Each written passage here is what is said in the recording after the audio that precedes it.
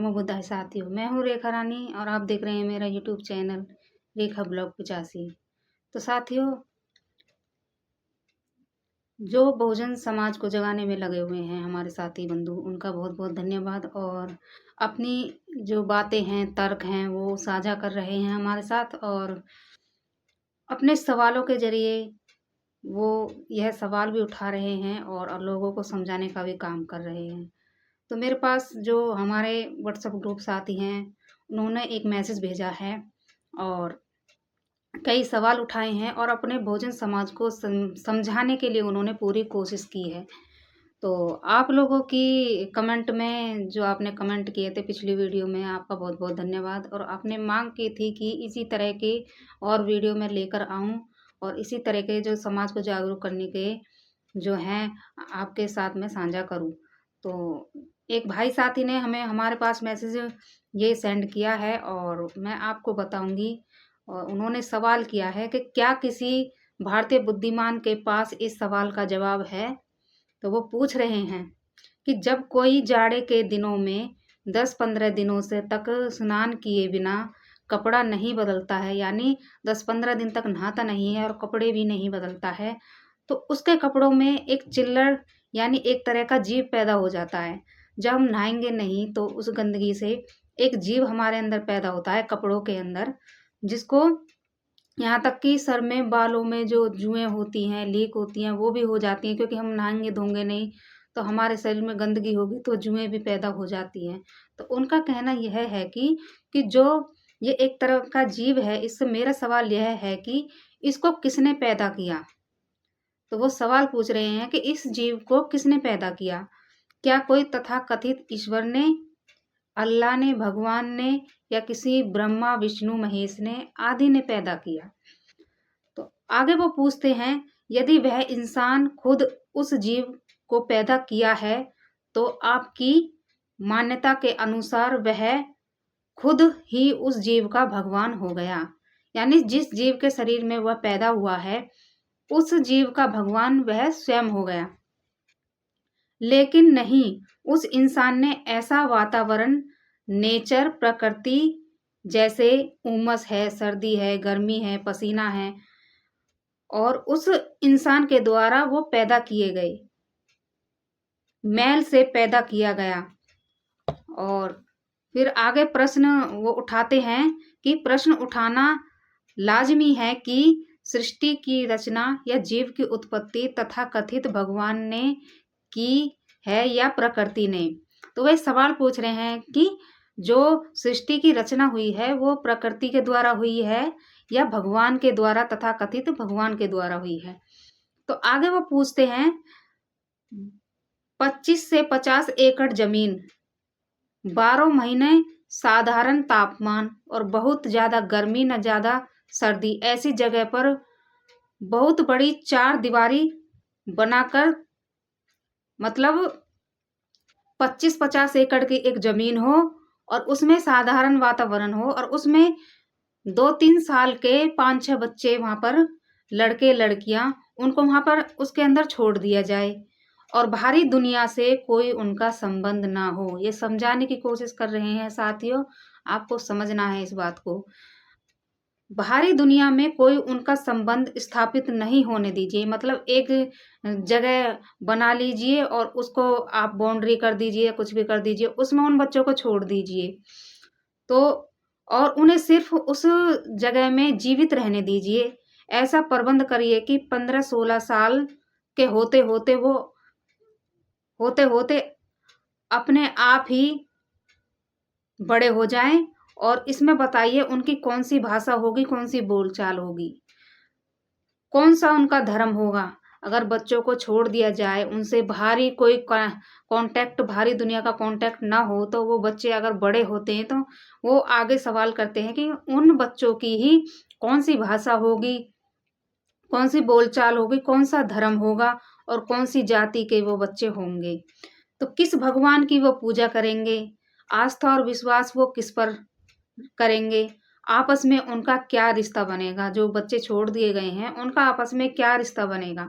आगे चलकर क्या भाई बहन, पति पत्नी, बाप बेटी या बाप बेटा का रिश्ता वो बनाएंगे। आगे वो कहते हैं आगे चलकर उनकी एक नई दुनिया बन जाएगी। 15-16 सालों में उनकी एक नई दुनिया बन जाएगी।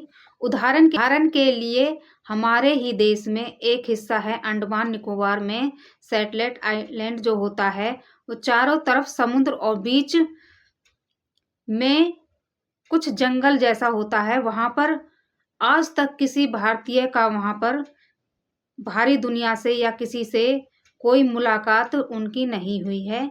कोई भी वहां गलती से या कुछ पता लगाने के लिए चोरी से भी वहां गया तो जरूर, लेकिन वापस लौटकर वहां से जिंदा नहीं आया। मतलब एक आइलैंड है जहां पर अंडमान निकोबार जिसको बोलते हैं, तो जो वहां पर उस आइलैंड पर जो बसे हुए लोग हैं वहां पर बाहरी दुनिया से उनका कोई वास्ता ही नहीं है, और वो किसी बाहरी व्यक्ति की दखलंदाजी भी बर्दाश्त नहीं करते हैं। अगर कोई वहां जाता भी है, साहस भी करता है, तो वो वहां से जिंदा वापस नहीं आता है।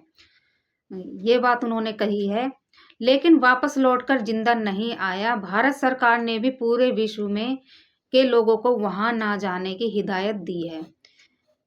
क्या खाते हैं, कैसे रहते हैं, उनकी जीवन शैली क्या है, बाहरी दुनिया को जो कुछ भी नहीं पता है। हाँ, लेकिन सैटेलाइट से उन्हें जरूर देखा गया है। आगे वो लिखते हैं कि मैंने भी देखा है बिना किसी कपड़े के नंग धड़ंगे बच्चे बूढ़े नर हो या नारी हंसते खेलते कूदते समुद्र किनारे दिखाई देते हैं। इनका पता तब चला जब उड़ीसा के हिंद महासागर में समुद्री तट पर विनाशकारी चक्रवाती तूफान जो है 26 दिसंबर 2004 को वहां पर आया था, और नुकसान का जायजा लेने के लिए अंडमान निकोबार में जब हेलीकॉप्टर से इसकी खोजबीन हो रही थी। एक और दूसरा उदाहरण है कि हमारे ही देश में केरला प्रदेश में कोझिकोड के बड़करा जिला में 100 साल पुराना 60 एकड़ में फैला हुआ एक सिद्धा समाज आश्रम है। 1921 में शिवानंद परमहंस ने इसकी रचना की थी। वहां किसी भी तरह का कपड़ा पहनना मना है। आपसी किसी भी तरह का कोई रिश्ता नहीं है। आपसी सहमति पर संबंध बनाने पर भी वहां पर कोई बंधन नहीं है। जानवरों की तरह रहने की उनकी मान्यता है। बिना कपड़े के वो पैदा हुए हैं, तो बिना कपड़े के ही रहना प्राकृतिक प्रक्रिया वो मानते हैं। आपको भी यदि दर्शन के लिए वहां जाना होगा तो बिना कपड़ों के ही वहां आप नंगे होकर अंदर जाना आपको वहां होगा। तो ये और तीसरा उन्होंने बताया है कोलंबस ने हजारों किलोमीटर दूर पहली नई दुनिया यानी अमेरिका की भी खोज की थी। तो उसने पाया कि जैसी वनस्पति जीव जंतु अनेकों प्राणी और इंसान यूरोप एशिया महाद्वीप में पाए जाते हैं, ठीक वैसे ही अमेरिका महाद्वीप में भी वो पाए जाते हैं। फिर प्रश्न उठाना लाजमी है कि जब इन दोनों महाद्वीपों पर किसी इंसान या देवी देवता या भगवान ईश्वर अल्लाह ब्रह्मा विष्णु महेश का भी आना जाना नहीं था, तो सामान्य सृष्टि की रचना एक साथ दोनों महाद्वीपों पर किसने की? क्योंकि समुद्र का पानी ही ऐसी चीज है जो सृष्टि की रचना में सबसे पहले दोनों महाद्वीपों पर आता जाता या संपर्क में था। इससे साबित होता है और वैज्ञानिकों ने भी सिद्ध कर दिया है कि सृष्टि की रचना से पहले पानी से ही शुरू हुई है। सृष्टि की रचना पानी से ही शुरू हुई है। पृथ्वी पर तथाकथित भगवान ने जब सृष्टि की रचना की है तो चंद्रमा पर क्यों नहीं की? द्रौपदी की इज्जत अपने खुद के परिवार वालों से बचाने के लिए भगवान श्री कृष्ण ने खुद मुंबई की खटाऊ मिल की हजारों मीटर साड़ी लेकर पहुंच गए, और लेकिन आज वही भगवान मंदिर में नाबालिग बच्चियों के साथ बलात्कार की चीख पुकार सुनकर क्यों नहीं दिखाई देते? उनको चीख पुकार क्यों नहीं सुनाई देती? क्या आजकल भगवान श्री कृष्ण लाचार, बेबस, बलहीन, बहरा, गूंगा हो गए हैं? तो वो सुझाव देते हैं, पहले हर लिखित धर्म पुस्तक, स्मृति शास्त्र या प्राकृतिक घटनाक्रम तर्क करो पहले होता था, आज क्यों नहीं? पहले समझो, जानो तभी मानो। देवी देवता, भगवान, आस्था, विश्वास, मान्यता, परंपरा खुद चापलूसों का राजनीतिक षड्यंत्र है। इसे अपनाने से नहीं, इनको दुत्कारने से ही आपका भविष्य उज्जवल होगा तथा अपने आप में तकियानुसी विचारों को त्यागने, वैज्ञानिक सोच और मानवीय मूल्यों पर आधारित विश्व के परिप्रेक्ष्य में सोचने विचारने से ही आपका भला होगा। तो यह बात कहते हैं और वो धन्यवाद करते हैं इस मैसेज को सुनने के लिए, पढ़ने के लिए। तो ये मैसेज जो है, ये मैं आपको बता दूं, इसकी विस्तृत जानकारी जो है इसमें लिखा हुआ है, भगवान की उत्पत्ति जो मानवीय चेतना है, ये पुस्तक से ली गई है और इसका जो है उन्होंने विश्लेषण किया है। और जिनकी ये किताब है शूद्र शिव शंकर सिंह यादव हैं और वो कहते हैं कि गर्व से कहो हम शूद्र हैं। और इनको जो मैसेज किया है, ये हमारे पास जो आया है मैसेज, ये राम कुमार जी ने दिया है। तो हम इनका बहुत बहुत धन्यवाद करते हैं, क्योंकि इस तरह के तर्क विचार हमें पढ़ने की, समझने की बहुत ज़रूरत है समाज को। और जो इन्होंने तर्क दिया है, क्योंकि तर्कवादी और विचारवादी बनने से ही मनुवादी मानसिकता के लोग डरते हैं।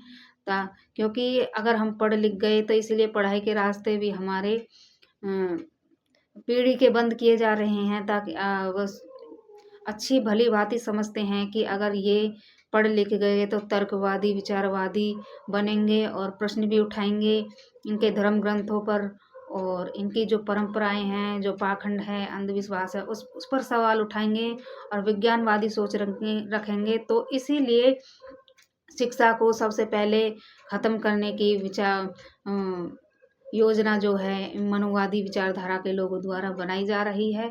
और इस तरह के जो मैसेज मेरे पास आते रहेंगे, लोग साझा करने के लिए मैं सदैव तैयार रहूँगी। तो आप इस मैसेज को समझने की कोशिश करिएगा, क्योंकि इसमें विज्ञान छुपा है। क्योंकि हाँ, उन्होंने कहा है कि आप विज्ञानवादी बनो, तर्कवादी बनो और अपदेवो भवा, भगवान बुद्ध का जो है, और तर्क की कसौटी पर खरा उतरो।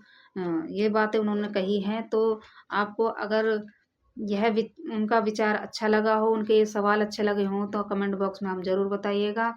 और अगर आपके मन में कोई सवाल है तो आप भी कमेंट बॉक्स में ज़रूर बताइएगा। वीडियो को लाइक, शेयर, चैनल को सब्सक्राइब जरूर कर लीजिएगा। मिलते हैं फिर आपसे अगली ऐसी ही वीडियो में। तब तक के लिए जय भीम, नमो बुद्धाय साथियों।